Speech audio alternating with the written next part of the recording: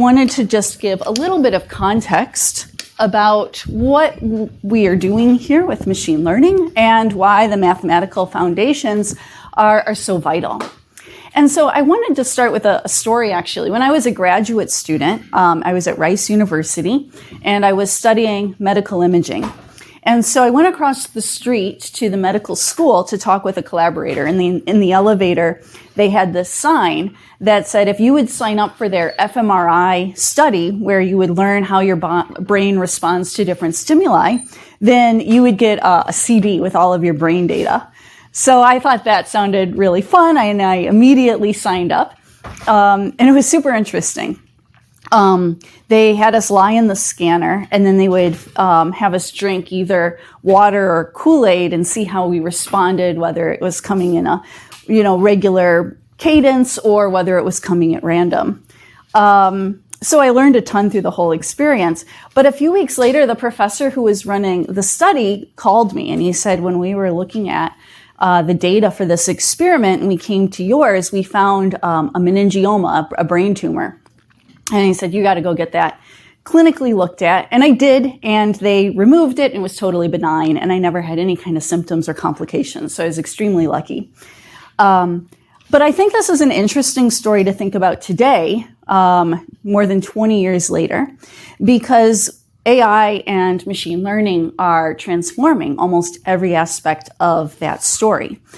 It's changing the way neuroscientists design their experiments, the way that we design scanners and how they acquire data, the way that we take that data and transform it into an image that a radiologist can assess, and the tools that the radiologist uses to do their assessment. It's also changing the way we decide whether a patient is a good choice for surgery or whether surgery is a good choice for the patient, and even the drugs and pharmaceuticals that are prescribed afterwards.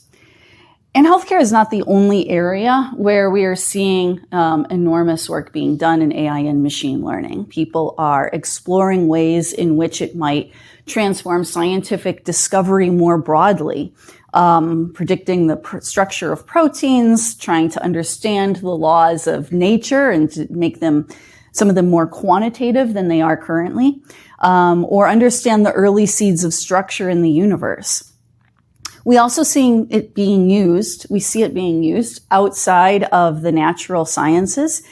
Things like trying to use these tools to understand culture and history, supporting data-driven policy. I know many of you here from the Harris School of Public Policy, trying to support new legal paradigms and influencing markets and economies. And along the way, we also face significant challenges as we think about AI being used increasingly, or in an increasing number of facets of our lives. And that's where things like this class come into play. Really understanding the foundations of machine learning, including the mathematical foundations that we're going to be studying in this class, is vital. And trying to just deploy machine learning tools or build machine learning tools and deploy them without understanding those foundations is sort of like trying to build up biotech without understanding biology. You might have some hits here and there, but you'll be nowhere near as efficient or as principled or as efficacious as you will without that understanding. So let's start with a really simple example to understand what machine learning is doing. And I think at its foundation, it's very similar to the way we learn things as a kid from examples. So imagine trying to train or teach a small child to tell the difference between cats and dogs. So you would show them examples in picture books at the park, and you would point out which ones are cats and which ones are dogs. And you might also point out different features of the animals, things like how big it is or how pointy their ears are. And after a while, hopefully the child builds a mental model of what helps them distinguish a cat from a dog, so that then when they're presented with a new animal, they can accurately classify it. So with machine learning, we're doing something that's very, very similar at its heart. We are taking a large number of example images, and for each one, we have features that we're now quantifying, things like size and ear pointiness, but we're assigning numbers to those features. And we've also assigned a label to each one of the images, say, indicating whether it's a cat or a dog. And then what we want to do is, using all of that data, build up a mathematical model inside the computer that will help us distinguish cats from dogs, so that then when we are presented with a new animal, we can make an accurate prediction. Okay, so where does this come from? So in this really simple example that I'm showing you here, we can think about it as the following. We could say, I'm going to assign variable names to these different features. So for instance, X1 could correspond to the size, and X2 could correspond to the ear pointiness. And then our predicted label for an animal we could think of as being a weighted sum of those two different features after applying a threshold. So we compute a weighted sum, we see if it's above a threshold or below a threshold, and based on that, determine what our predicted label would be. Now, this sounds extremely simple. We're going to spend some time talking about how this works in a little bit of detail. It's much simpler than a lot of the modern machine learning tools, but it really is at the heart of almost everything that's being done in machine learning. So just to give you an example of how important this is, when we look at this very simple weighted sum sort of example, it's only allowing me to draw linear boundaries, lines that separate the two classes. But if we're clever about how we treat our features, we can do things that are more complex. So for example, imagine that I had features that looked like this, where the data corresponded to these two concentric circles. This looks like a really poor fit for the linear classifier I showed you, right? No matter where I draw a line, I'm really not separating the two different classes corresponding to the two different dots. But if I do a simple transformation to the data, so for instance, instead of having two features, ear pointiness and size, I've got three features now, where the third feature is ear pointiness squared plus size squared. Then all of a sudden, it's possible to draw a nice straight linear boundary that separates the two classes. And so this basic building block that I'm describing can actually result in very sophisticated tools. And what we're going to do in this class is explore how you can actually do these things. And of course, this is related to things that all of us have experienced in recent years, neural networks. So we started with this very simple building block. But of course, you can have many more than two features. And instead of just having a simple threshold, you could have other kinds of nonlinear functions that we use to process those weighted sums. And we'll explore what some of those are later in the quarter. But once you have that basic building block, then you can basically daisy chain these things together to form much more sophisticated machine learning tools. So if you've ever seen a diagram of a neural network that looks like this with all of these edges and weights and nodes, you can think about subsets of this as corresponding to these very simple weighted sums of features and then the application of some sort of nonlinear activation. So what happens in practice? So I've got a little demo here, or animation from a website website. All their videos are on YouTube as well, called 3 Blue 1 Brown. They've got a lot of really cool animations, especially for linear algebra, that I highly recommend throughout the quarter here. But in this case, here's a neural network, and what it's trying to do is to take in an image of a digit, a handwritten digit, in this case, a 7, and output an indication of which digit it actually corresponds to. And so the different input nodes in this network just correspond to the pixel values of this image. So say 0 for all the black images, 1 for all the white pixels, and something in between for all the gray level pixels. So when we feed this in, again, subsets of these nodes correspond to this very simple building block that I was describing. And the composition of all those building blocks then results in subsets of these different nodes outputting larger values as indicated by the white nodes, so that at the end we're getting a white node corresponding to the digit 7. Okay, I know this is at a really high level, but this is the kind of thing that you will be able to understand in mathematical detail by the end of this quarter. And of course, the key question in all of this is how do we know which weights to use, right? What I've been saying so far is that there are weights that can help us make good predictions. And of course, training data is essential to figuring out what those weights might be. And so in particular, what we would do is we would have a collection of these training images, in this case, handwritten digits, and for each one have a label, in this case, digits from 0 to 9. And we would establish a loss function, which would tell us which collections of weights give us more accuracy on this training data versus lower accuracy. And we would try to find the weight vectors that give us the highest possible accuracy or the lowest possible loss. So in this diagram, we're imagining there's only one weight we're trying to find. And the blue line is telling us which values of that weight give us lower loss versus higher loss. And our goal is to find the point with the lowest possible loss. And so we use optimization tools that we will talk about in this class. And the core idea is sort of akin to thinking about balls rolling down the side of a bowl that's maybe a little bit ripply. And as they roll down, they are going to land in different valleys of this curve. And so we're going to talk about how we can mathematically formulate that idea and how we use it to solve a variety of machine learning problems. And we'll be doing it for more than one weight at a time. It's just harder to draw. Now, I mentioned before that once we have this simple building block, we can daisy chain them together to build much more sophisticated tools. And this is true. And one of the things that we see happening, in fact, is that when we train, for instance, neural networks to recognize images, to be able to identify whether an image has a cat or a dog or the digit 7, then eventually we end up with these networks that have different nodes, these colored circles, that will light up or have large positive values for different types of features that arise in the images.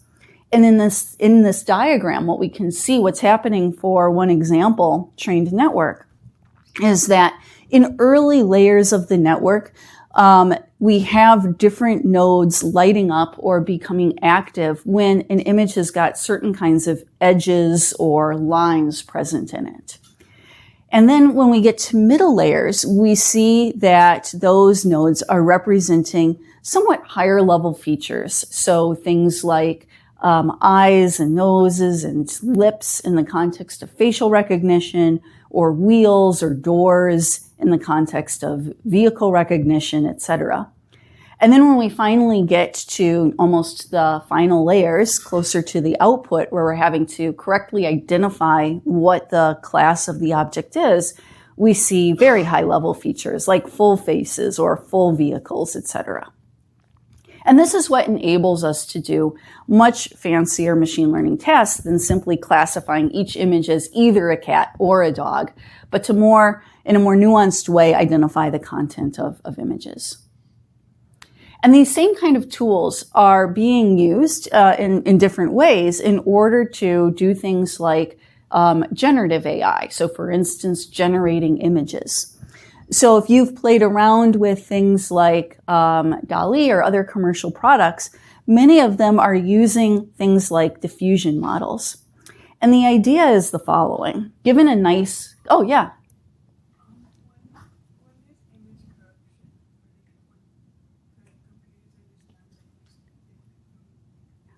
I'm really sorry. I just can't hear you. Can you say it louder? Yeah. When computers understand the image to be different, it's because it's corrupted in some sort of way. What is that happening at the lower levels? Or is that Yeah. So the question, I think, tell me if I'm wrong, is, well, what happens when the image that we feed in is corrupted? And so, or is something that we haven't seen before. So I think those are two different problems to some extent. So if we were to train a network and then wanted to be able to, say, recognize images when the images are suddenly very noisy, right? Like maybe it was taken in very low light conditions. Or, no, that's not what you mean? No, like if you, like sometimes you corrupt an image of, let's say, like a chair, and you corrupt it in a way so that the machine understands it's a car. Oh, I see. Okay, so the question is more about adversarial settings, where maybe I can feed in an image of a dog and the network correctly identifies it as a dog. And then I add a small perturbation to the image, maybe just like a tiny little change to each pixel value that's imperceptible to the human eye. But all of a sudden I feed it into the network and I get it classified as something totally different, like a house instead of a dog. So this is, considered adversarial because I'm definitely trying to perturb the image in a way designed to fool the neural network. That's not something that we are going to be studying in this class, but people are using optimization tools to do that. They're trying to find the optimal perturbation of the pixels in the image that will most fool the neural network. And so some of the kind of core mathematical tools we'll cover are used for that. And then at the same time, we have people who are trying to figure out better ways to train neural networks to make them more robust to those adversarial attacks. And so one way you can think about it is, I talked about how when we're selecting the weights of a neural network, we're trying to minimize a loss function. And so people will think very carefully about how they can choose that loss function in order to provide that robustness to attacks. Again, that's not something that we'll talk about in detail in this class, but again, the kind of core mathematical tools that we'll be covering are very relevant here. Yeah, fantastic question. Yeah. Could you go back to the image where you showed the networks of this one? Mm-hmm. How was it able to peek into the middle of a neural network and tell what are the nodes or what are this part of the network is representing some kind of feature? How is this image generated? How do you understand that this part of the network is showing different types of features? Okay, that's a great question. The question is, how do we know what parts of the networks are showing what parts of the features? This is maybe a little bit hard to explain without any of the material of this class. So I'd rather talk about that offline. But I am going to post the slides, and there is a link or a reference that goes into some excruciating detail on it as well. So thanks for the question. It's a great question, but I think it's a little bit hard to explain without having any of the background of this class yet. Yeah. Okay, so I had mentioned that similar tools are also used within the context of generative AI. And so one class of image generation tools are called diffusion models. And the basic idea is that if I were to take a nice clean image, say of a dog, I could gradually corrupt it more and more by adding noise or random perturbations to the pixels. This is a very easy thing to do. It's always easy to take a good image and make it worse. But then what we could do with a neural network is train that network to take a noisy image and remove a little bit of that noise. And so the reverse process is kind of gradually removing noise or removing this distortion in order to produce an image. And so with image generation, with diffusion models, we would start with a random image just full of random pixel values. And then we would feed it through a denoising neural network over and over again, hundreds of times, in order to produce an image that looks clean and like an image that's similar to the images that were in our training set. So here's a little illustration of this in action. So we've got a collection of different images that are all going to be generated in parallel here. So each little square corresponds to a different random starting point. And then we're just going to be feeding each of them into this network. And you can see as it proceeds, it gradually removes noise and yields images that look like reasonable kinds of candid images you might find in different places. The other form of generative AI that I'm sure you all have encountered are things like large language models. And so one way you can think about this is that we start with a prompt. Say, the cute dog begged for A. And then we would like the large language model to provide the next word in this sentence.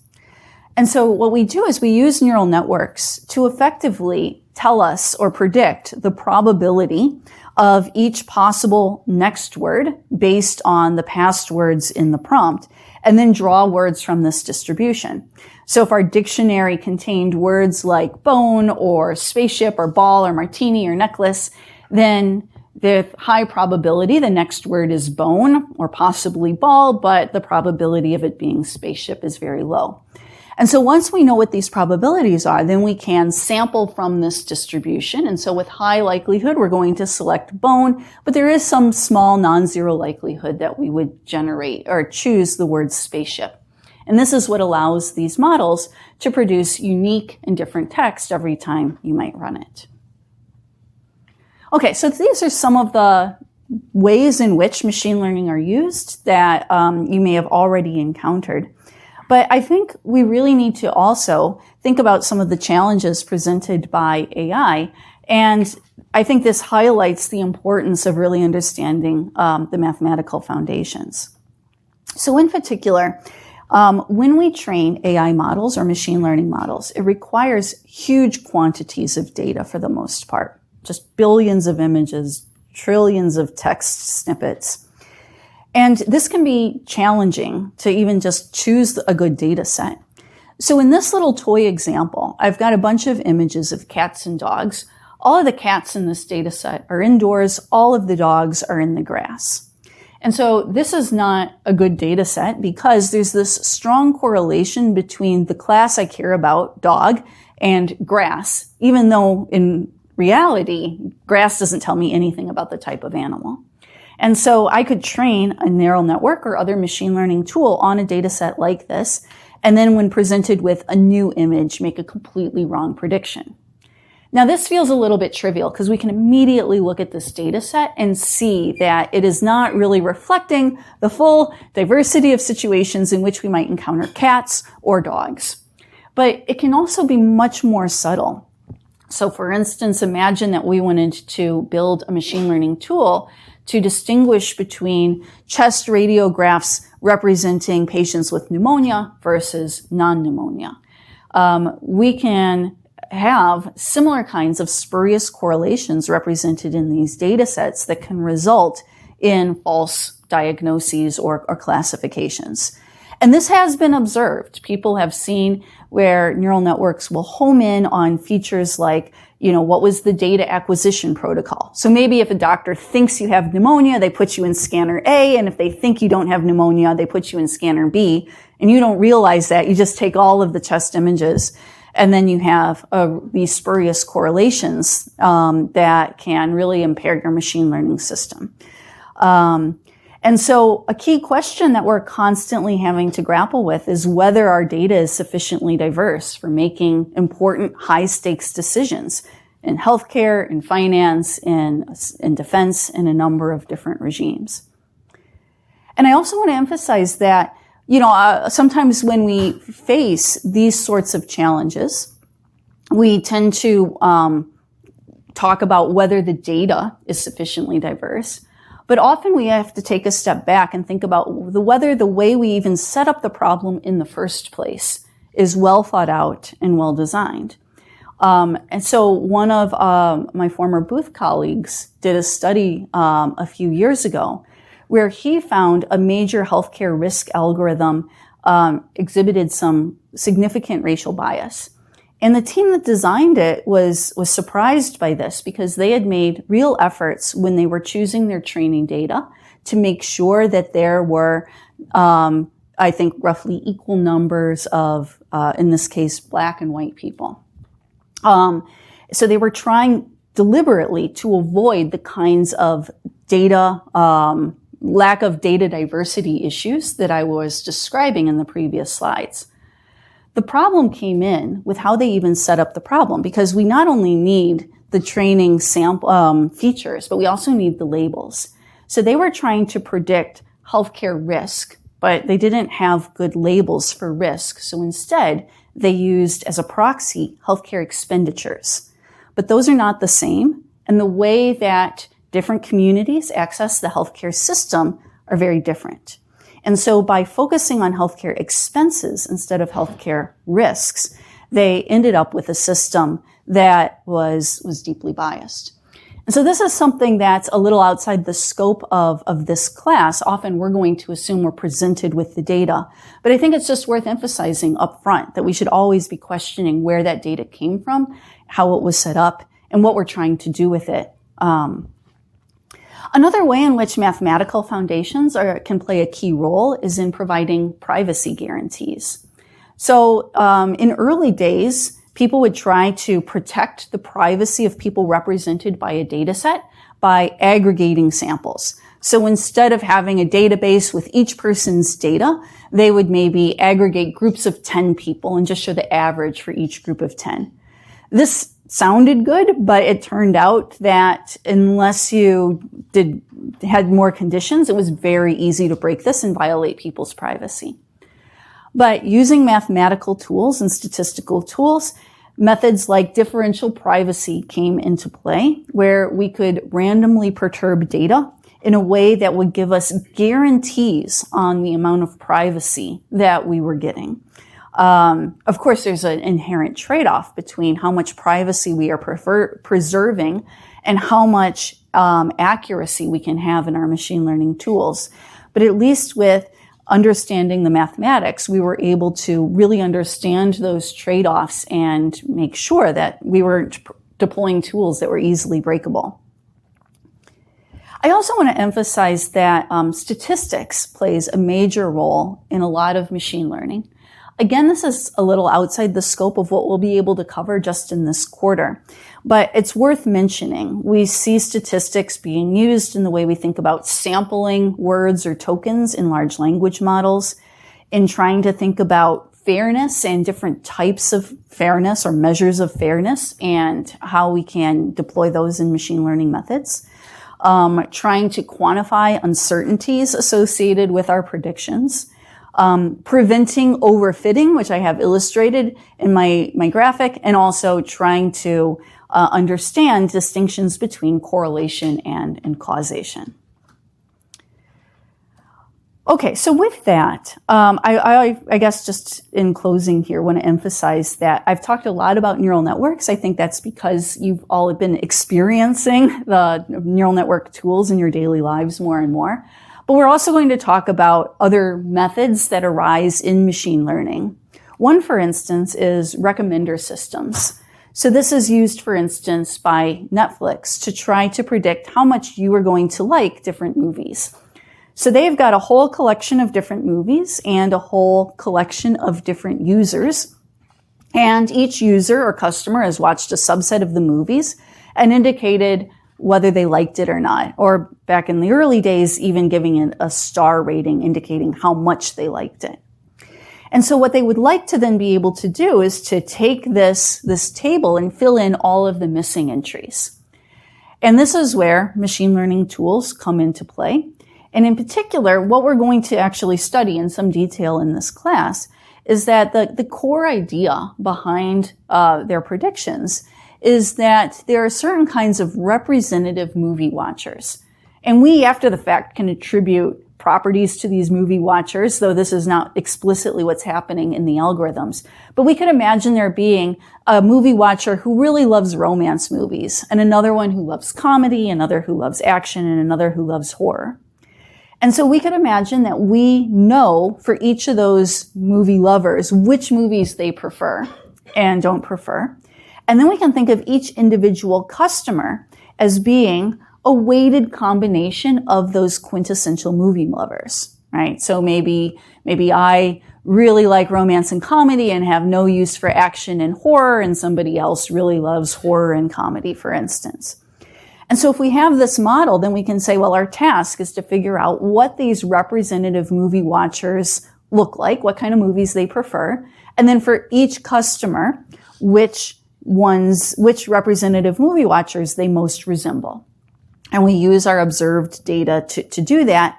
And once we do that, then for a new movie, we can make a prediction. And this is all based on something called a subspace model. And we're going to talk about subspaces right in the first couple of weeks of class here. Now, the final thing I'd like to emphasize before we get to the syllabus here is that when we talk about machine learning systems, there's a lot involved. I think a common misperception is that machine learning is really about being a good coder, and coding can certainly help. But it also involves a lot of domain data and expertise, figuring out what data we should use, how we want to set up the problem, how we want to choose our losses and objectives. And it depends heavily on the mathematical and statistical foundations, which you're going to start to get a taste of in this class.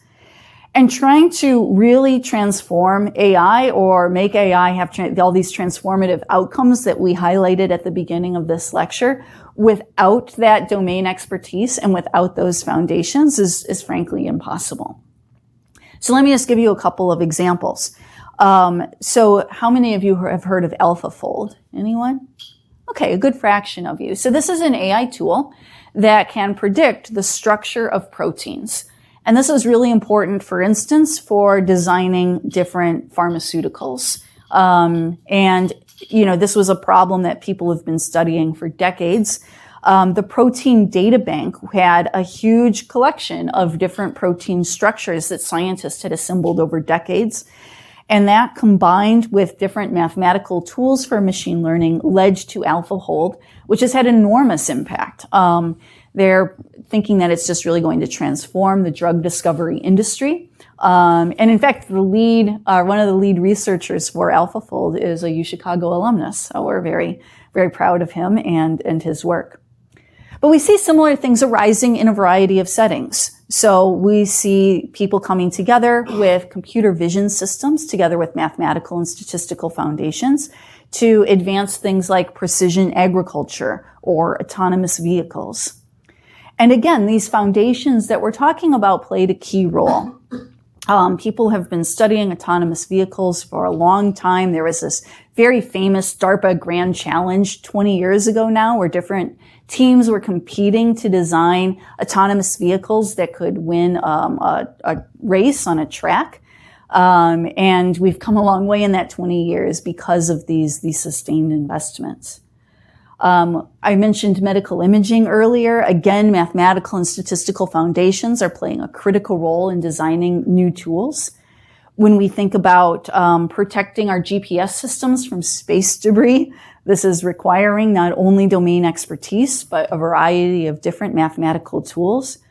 And when you see AI being used to advance weather forecasting, again, core mathematical principles as well as decades of research in numerical weather prediction are really coming together here to make this possible. So the things that you are seeing are way more than sophisticated coding.